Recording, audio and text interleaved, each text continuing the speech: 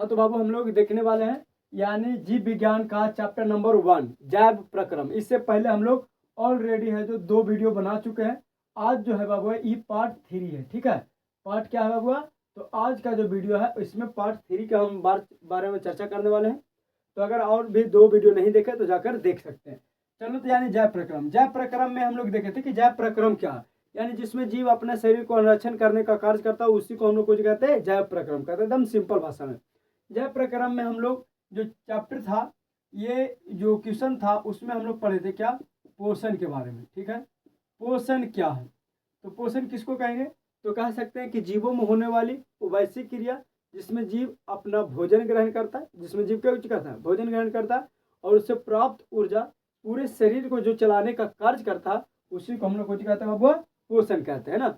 यानी पोषण यानी जहाँ भी पोषण बोले तो भोजन समझना, जहाँ भी पोषण पूछे तो कुछ समझना है भोजन। ये हम पहले बता चुके हैं कि पोषण क्या है, क्या है जो है ना। इसके बाद यानी इसमें जीव कुछ करता है, भोजन को ग्रहण करता है, अपने शरीर को चलाता है, ये भी बता दिए हैं। और बता दिए कि पोषण जो होता है वो 2 प्रकार के होते हैं। एक तो होता है कुछ स्वपोषण, ठीक है, एक कुछ होता है स्वपोषण होता है और दूसरा क्या है बाबू, पार पोषण होता है, पार पोषण होता है। ठीक है, अब स्वपोषण और पर पोषण।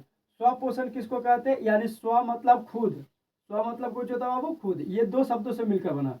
कितने शब्दों से मिलकर बना है? तो 2 शब्दों से मिलकर बना, इसे कुछ कहते हैं स्वपोषण। इसे ऑटोट्रोपस भी कहा जाता है, कुछ कहा जाता है ऑटोट्रोपस, ऑटोट्रोपस भी कहा जाता है। ऑटोट्रोपस, ऑटोट्रोपस कहने का मतलब ये हुआ बाबा कि ऑटो मतलब खुद यानी स्वयं, ऑटो मतलब खुद और ट्रोपस मतलब होता है जो भोजन यानी पोषण। ट्रोपस मतलब कुछ होता है पोषण, यानी सिंपल जहां भी पोषण पूछे वहां समझना कुछ भोजन। तो कुछ कह रहा कि जिसमें जीव अपना भोजन स्वयं, जिसमें जीव अपना भोजन स्वयं कुछ करता है, प्रकाश संश्लेषण के माध्यम से बनाता है, उसे है जो स्वपोषी कहते हैं। इसी को ऑटोट्रोपस कहा जाता है। क्या कहा जाता है? ऑटोट्रोपस कहा जाता है। अब इसमें जो आता है कौन आता है? तो इसमें आता है यानी हरे पेड़ पौधे। कौन सा होगा? हरे पेड़ पौधे आते हैं, है ना। हरे पेड़ पौधे किस में आते हैं? तो ऑटोट्रोपस में आता है। कोई दिक्कत? अभी ये है ना, हरे पेड़ पौधे आते हैं। अब ये इसमें है जो हरे पेड़ पौधे में कुछ पाया जाता है क्लोरोफिल पाया जाता है, कुछ पाया जाता है क्लोरोफिल। हरे पेड़ पौधे में क्लोरोफिल पाए जाते हैं। इसके कारण यह जो कुछ होता है अब है जो ये भोजन खुद बनाता है। ठीक है, क्लोरोफिल पाया जाता है जिसके कारण ये कुछ करता है, भोजन खुद बनाता है। कोई दिक्कत? अच्छा, उसके बाद बाबू आ जाए पर पोषण। पर पोषण की जब बात किया जाए तो पर पोषण, अच्छा पर पोषण स्व पोषण में क्या है? तो स्व पोषण क्या है? अपना भोजन खुद बनाता। पार पोषण, पार मतलब कि दूसरा, मतलब पार मतलब कुछ दूसरा, तो ये है जो दूसरा। अच्छा, अब पोषण मतलब कुछ बाबू भोजन, मतलब ऐसे समझो कि अपना भोजन के लिए कुछ रहना, दूसरे पर निर्भर रहना, कुछ कहलाता है पर पोषण कहलाता है। कोई दिक्कत? अच्छा, अब जो पर पोषण है, पर पोषण को हम लोग कुछ बोलते हैं, तो पर पोषण को हम लोग जो बोलते हैं बाबा हेट्रोट्रोपस बोला जाता है। पर पोषण को कुछ बोलते हैं हेट्रोट्रोपस। इसमें जीव जो है अपना भोजन के लिए जो दूसरे जीवों पर निर्भर रहते हैं। दूसरे जीवों बोले तो जैसे कि मनुष्य, मनुष्य हो गया, मनुष्य जो अपना भोजन के लिए किस पर निर्भर रहता है? किसी दूसरे जीवों पर निर्भर रहता है, उनमें टारते हैं। क्वेश्चन पूछा जाता है बाबू कि स्वपोषण पार पोषण में अंतर स्पष्ट करें। स्वपोषण और पार पोषण में अंतर स्पष्ट करें, VVI क्वेश्चन पूछा जाता है, तो सुनिएगा। कुछ कहा कि स्वपोषण तथा पार पोषण में निम्नलिखित अंतर कुछ इस प्रकार। देखो इसके लिखने से होता ना कि इसे लिखने से ये होता है कि जांचने वाला जो एग्जामिनर है वो देखता है कि नहीं बच्चा जो पढ़ा। तो यानी स्वपोषण और पर पोषण में है जो कुछ है निम्नलिखित, मतलब नीचे लिखा गया अंतर कुछ है इस प्रकार। तो पहला पॉइंट, अब एक तरफ कुछ लिखा स्वपोषण लिखा, एक तरफ लिखा पर पोषण। तो सबसे पहले तो हम लोग पहला पॉइंट में क्या लिखेंगे, इसका परिभाषा ही लिखेंगे कि इसमें जीव, तो लिखेंगे बाबू कि इसमें जीव अपना भोजन, अपना भोजन स्वयं, स्वयं यानी खुद, किसके माध्यम से? प्रकाश संश्लेषण के माध्यम से बनाता है। का इसमें जीव अपना भोजन स्वयं प्रकाश संश्लेषण की माध्यम से बनाता है कि नहीं? बनाता है। अच्छा, इसकी तरफ कुछ लिखेंगे तो इसमें लिखेंगे कि इसमें जीव अपना भोजन के लिए दूसरे जीवों पर निर्भर रहता है। का यानी देखो एकदम नॉर्मल, इसमें जीव अपना भोजन के लिए क्या है, किसी दूसरे जीवों पर, सॉरी स्वपोषण में इसमें जीव अपना भोजन स्वयं है जो प्रकाश संश्लेषण के माध्यम से बनाता है, इसे कोई कहते हैं स्वपोषी पोषण कहते हैं। इसमें जीव है जो अपना भोजन के लिए किसी दूसरे जीवों पर, किसी दूसरे पेड़ पौधों पर निर्भर रहता है, उसी को कुछ कहते हैं परपोषण कहते हैं। स्वपोषण का बाबू, स्वपोषण को हम लोग कुछ कहते हैं, तो हम लोग ये लिख सकते हैं कि इसमें जीव अपना भोजन के लिए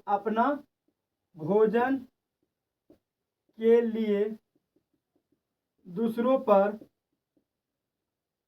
निर्भर नहीं रहते हैं, है ना, नहीं रहते हैं। लेकिन इसमें जीव अपना भोजन के लिए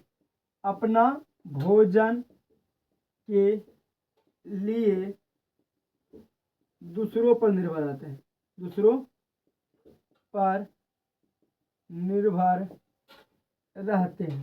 देखो दो पॉइंट, पहला पॉइंट तो कुछ कहा कि इसमें जीव अपना भोजन स्वयं प्रकाश संश्लेषण के माध्यम से बनाया, और दूसरा इसकी पटका था। अच्छा, इसमें हम पहला पॉइंट नहीं लिख सकते, इसमें सिर्फ ऐसे कर सकते हैं, इसके सामने लिखे कि इसमें, है ना, तो इसमें जो जीव है अपना भोजन के लिए कुछ है तो दूसरे जीवों पर निर्भर रहता है, ठीक है। अब है जो दूसरा पॉइंट, इसमें जीव है जो अपना भोजन के लिए दूसरों जीवों पर निर्भर नहीं रहता, जबकि इसमें जीव अपना भोजन के लिए क्या है, दूसरे जीवों पर निर्भर रहते हैं। उसके बाद आगे तीसरा पॉइंट हम लोग लिख सकते हैं, तो इसको हम कुछ कह सकते हैं, इसको ऑटोट्रोपस कहा जाता है, इसे कुछ कहा जाता है बाबू, ऑटोट्रोपस कहा जाता है, जबकि इसको कुछ कहा जाता है हेट्रोट्रोपस कहा जाता है। ये लिख सकता है कि इसको ऑटोट्रोपस कहा जाता है, जबकि इसको हेट्रोट्रोपस कहा जाता है। उसके बाद और भी पॉइंट, अगर चौथा पॉइंट मेंशन करना चाहता है, क्योंकि नीचे नहीं अटने के कारण है जो खाली बोल दे रहे हैं, तो चौथा पॉइंट एक एग्जांपल दे सकता है, कह सकता है कि स्वपोषण में हरे पेड़ पौधे आते हैं। अब इसका कारण बताते हैं, देखो हर जो स्वपोषण होता है उसमें हरे पेड़ पौधे आते हैं, क्योंकि हरे पेड़ पौधे में क्लोरोफिल पाया जाता है, ठीक है। क्लोरोफिल जो है उसके अंदर एक ऐसा वर्णक पाया जाता है जिसको हम लोग कहते हैं हरित लवक या क्लोरोप्लास्ट कहते हैं, और क्लोरोप्लास्ट के कारण है जो पेड़ पौधा कुछ करता है, प्रकाश संश्लेषण की क्रिया करता है। अच्छा, अब बताता है कि जो स्वपोषी पोषण में जो प्रायतर क्या हरे पेड़ पौधे आएंगे, ऐसा जरूरी नहीं है, समुद्री घास या भूरे या नीले जो है कुछ कर सकता है, प्रकाश संश्लेषण की क्रिया कर सकता है, लेकिन उसमें इंपॉर्टेंट कुछ हो जाता है, उसमें इंपॉर्टेंट हो जाता है कि उसमें हरित लाभक होनी चाहिए। ये रंग उसका मायने नहीं रखता, रंग अगर भूरा भी है तो प्रकाश संश्लेषण की क्रिया करेगा, लेकिन प्रकाश संश्लेषण की क्रिया में एक क्लोरोफिल होता है, और क्लोरोफिल के अंदर एक हरित लवक यानी क्लोरोप्लास्ट पाया जाता है, उसको होना जरूरी है। तो इसमें कुछ जवाब, इसमें प्राय हरे पेड़ पौधे आते हैं, जबकि इसमें है जो मनुष्य, तिलचट्टा और भी ना जाने बहुत सारे जीव है, यानी जो जैसे मनुष्य, जानवर, हाथी, बंदर, घोड़ा इत्यादि है जो किसमें आता है, तो परपोषण में आता है। एक पॉइंट तो यहाँ याद रखना स्वपोषी में कि प्रकाश संश्लेषी अंग, एक मिनट इसको मिटाते हैं तब उन्हें स्टार पॉइंट लिखते हैं, तो इसको अगर स्क्रीनशॉट लेना है तो ले सकता है। पूछा जाता है, क्वेश्चन है कि परपोषण के कितने प्रकार होते हैं, ठीक है, प्रकार होते हैं, प्रत्येक का वर्णन करें, प्रत्येक का वर्णन करें, है ना, यही क्वेश्चन है। पूछा जाता है कि परपोषण कितने प्रकार के होते हैं, प्रत्येक का वर्णन करें। तो सबसे पहले कह सकता है कि परपोषण लिखने की तरीका बहुत जरूरी है, क्योंकि किसी भी व्यक्ति को टॉपर बनाता है कौन, तो वो लिखने की तरीका, तो लिखने की तरीका होना चाहिए, ठीक है। तो कहता है कि परपोषण मुख्यतः 3 प्रकार के होते हैं। कितने प्रकार के बाबुआ, तो 3 प्रकार के होते हैं, 3 प्रकार के होते हैं। किन्हीं को अगर कोई दिक्कत है तो क्वालिटी बढ़ा लीजिएगा और देखिएगा, ठीक है। तो कितने प्रकार के हैं बाबुआ? परजीवी पोषण मुख्यतः कितने प्रकार के होते हैं? 3 प्रकार के होते हैं। पहला है बाबुआ, पहला होते हैं, पहला कौन है बाबुआ? तो पहला है मृत जीवी पोषण। कौन है? मृत, एक बार रुक जा, मृत जीवी पोषण, ठीक है। पहला है कुछ बाबा मृत जीवी पोषण, दूसरा है पारजीवी पोषण, दूसरा है पारजीवी पोषण, और तीसरा है, हाँ तीसरा है बाबा प्राणी संपोषण, प्राणी संपोषण, ठीक है। यानी 3 प्रकार के हैं जो कुछ पाए जाते हैं, परजीवी पोषण होते हैं। पर पोषण कितने प्रकार के? 3 प्रकार के। अगर कहीं पूछा जाए तो बताओ कि पर पोषण कितने प्रकार के होते हैं, तो 3 प्रकार के होते हैं। पहला मृत जीवी पोषण, दूसरा परजीवी पोषण, और तीसरा प्राणी संपोषण। अब मृत जीवी पोषण के बारे में देखते हैं। तो मृत जीवी पोषण किसको कहते हैं? यानी नाम से ही पता चला है कि सबसे पहले तो ये किसका एक प्रकार है बाबू? तो पर पोषण का एक प्रकार है। तो कह सकते हैं कि पर पोषण का वैसा प्रकार जिसमें, अभी हमने बेसिक समझा दे तो उसके बाद लिख देंगे। सबसे पहले सुनो कि मृत जीवी पोषण जो होते हैं वो अपना भोजन के लिए मरे हुए जीव जंतु पर, नाम से ही पता चला, यानी मृत जीवी जो जीव होते हैं अपना भोजन के लिए, अपना भोजन के लिए वो जो होते हैं सारे गले चीजों पर, सारे गले चीजों पर निर्भर रहता है। एक मिनट समझिएगा ऐसे, यानी जो मृत जीव होते हैं वो अपना भोजन के लिए सारे गले चीजों पर या मरे हुए जीव जंतुओं पर निर्भर करते हैं। और ये पर्यावरण के लिए मृत जीवी जो है बाबू बहुत जरूरी है। अब पहले बताते हैं कि मृत जीवी होता कौन है, तब बताएंगे कि कितना जरूरी है। सबसे पहले मृत जीवी में हम लोग किसको रख सकते हैं? तो मृत जीवी में गोबर छत्ता देखा होगा, सबसे अच्छा उदाहरण है गोबर छत्ता, ठीक है। कौन है बाबा? मृत जीवी का सबसे अच्छा उदाहरण क्या है? गोबर छत्ता हो गया, काबक हो गया, कौन हो गया? काबक हो गया, बैक्टीरिया हो गया बाबूआ, बैक्टीरिया हो गया, है ना, बैक्टीरिया हो गया। अच्छा एक मिनट लाइन कट गया, रुक जा। चलो हम लोग समझ रहे थे कुछ थी, यानी पोषण, मृत जीवी पोषण के बारे में लाइन कट गया था, इसके कारण डिस्टर्ब हो गया था।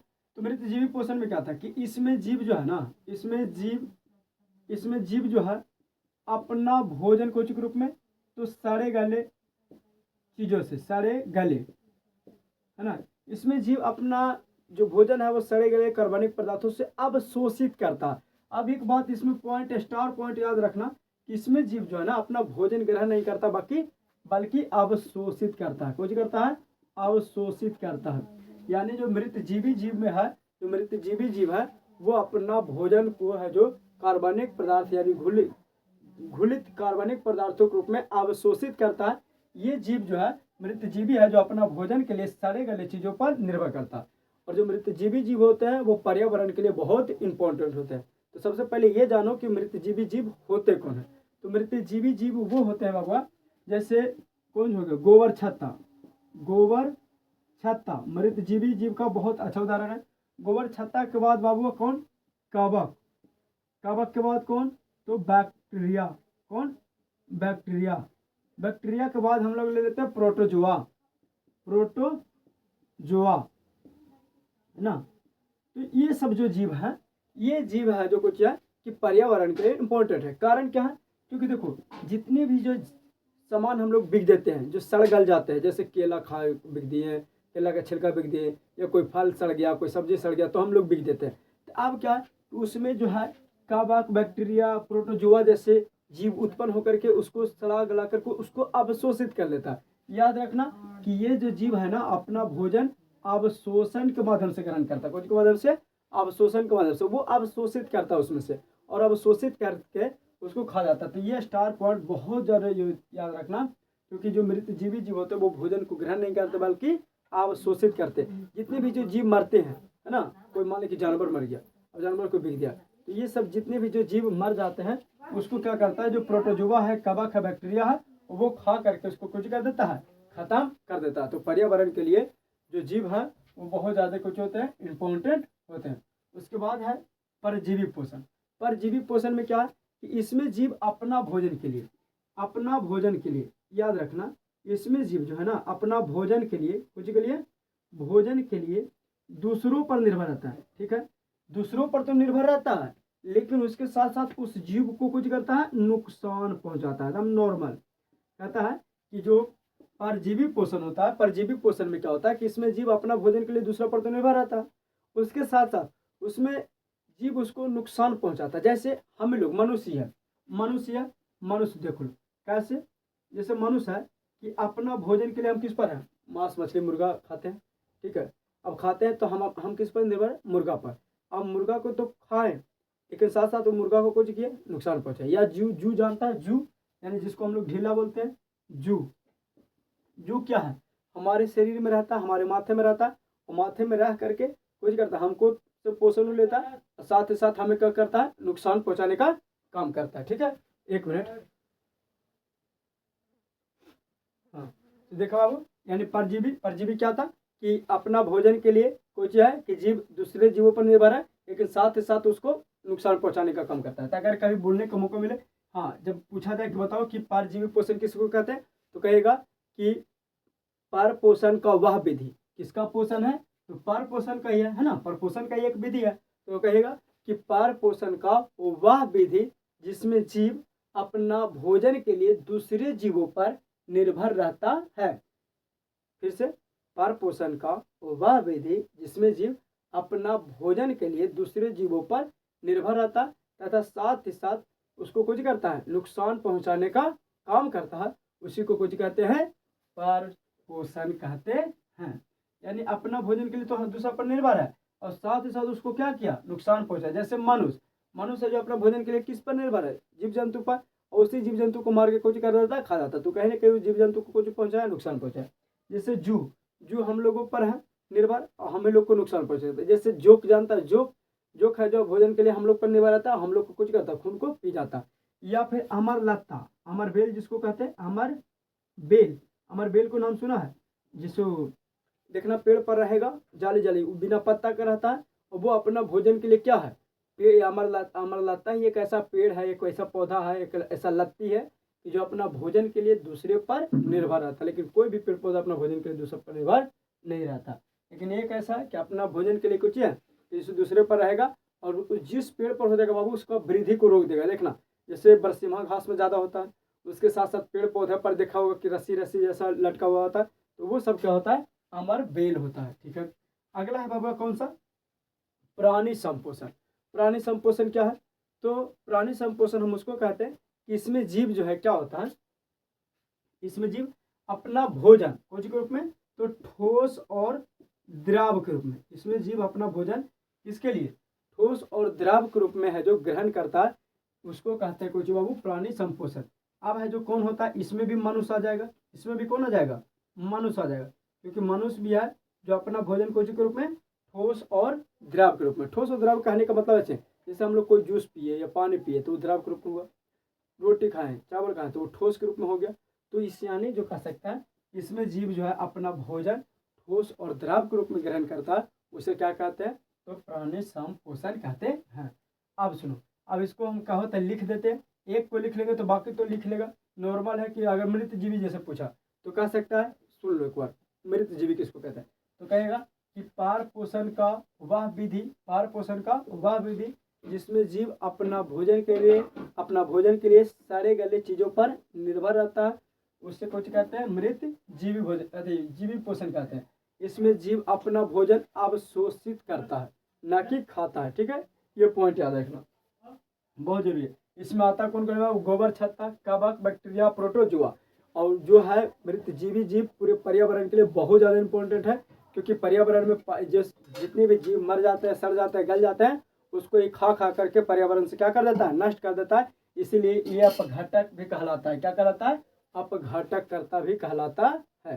कोई दिक्कत, चलो अगला पॉइंट हम लोग जानते हैं प्रकाश संश्लेषण के बारे में, तो इसको लिख लीजिएगा, नॉर्मल है। ठीक है, फिर आगे रुक जाइए एक मिनट, अगला चलते हैं प्रकाश संश्लेषण। तो बाबू अगला है प्रकाश संश्लेषण। ठीक है, प्रकाश संश्लेषण क्या है, तो आज भर इतने रहने देते हैं, क्योंकि ऑफलाइन क्लास का टाइम हो गया, 3 बजे से क्लास है, तो 2:40 हो गया है, इसीलिए आज भर इतने, क्योंकि जाना भी पड़ेगा, क्लास व्लास लेना पड़ेगा, तो इसीलिए यानी ये प्रकाश संश्लेषण है जो हम लोग कल के वीडियो में देखेंगे। तो फिर मिलते हैं अगले एपिसोड में। अगर वीडियो थोड़ा सा भी अच्छा लगा तो कमेंट कीजिए, लाइक कीजिए और बच्चों के पास शेयर जरूर कीजिए। फिर मिलते हैं।